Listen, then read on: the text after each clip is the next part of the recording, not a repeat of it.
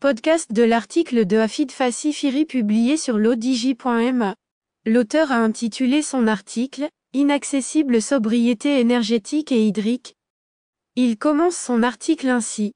La canicule sévit sans répit en plein mois de novembre, le changement climatique bouscule nos portes. Sobriété énergétique es-tu là? La crise, ou plutôt les crises, n'est-ce pas une opportunité pour une transformation majeure de la société vers un modèle de développement durable basé sur la sobriété énergétique et hydrique? La question de la dépendance vis-à-vis du pétrole est encore pesante et malgré la flambée des cours du brut, chacun tient à sa voiture et à son plein.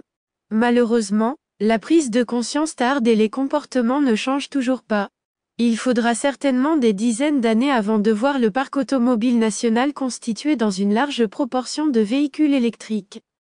L'auteur poursuit son article ainsi. On pourrait néanmoins commencer par les transports en commun et pourquoi pas doter nos villes d'autobus électriques et ou solaires. Avec la canicule et le beau temps qui persistent, il se peut que des économies d'énergie soient faites puisque personne n'a plus besoin de chauffage mais à condition que la climatisation ne fonctionne pas à plein régime. Sauf que le ministère de la Transition énergétique n'a rien communiqué à ce sujet et qu'aucun plan de sobriété énergétique n'est à l'ordre du jour. Par exemple, notre pays a pris un retard énorme dans l'isolation thermique dans le bâtiment, et les promoteurs immobiliers gardent un silence sournois à ce sujet.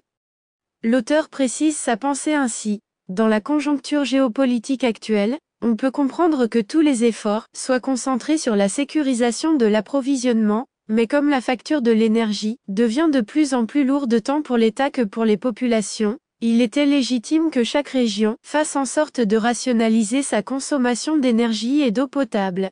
Outre les grands projets dans le solaire et l'éolien, il y a une exigence absolue aujourd'hui à imposer des règles d'efficacité énergétique et de rationalité dans la consommation d'eau pour tous les investissements à venir dans tous les domaines, y compris surtout dans l'agriculture.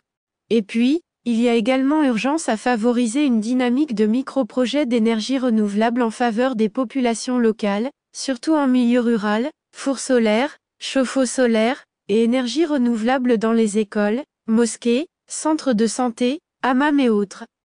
L'auteur conclut son article ainsi. Une chose est sûre, il n'y aura pas de transition énergétique et encore moins de développement durable sans transition écologique. Être ou ne pas être, voici la question. Rédigé par Hafid Fassi Firi et lu par l'intelligence artificielle de l'odj Media. N'oubliez pas de télécharger notre application l'odj mobile sur Android et iOS et de vous abonner à notre chaîne YouTube l'odj TV si vous souhaitez être au courant des dernières actualités, podcasts et émissions télévisées.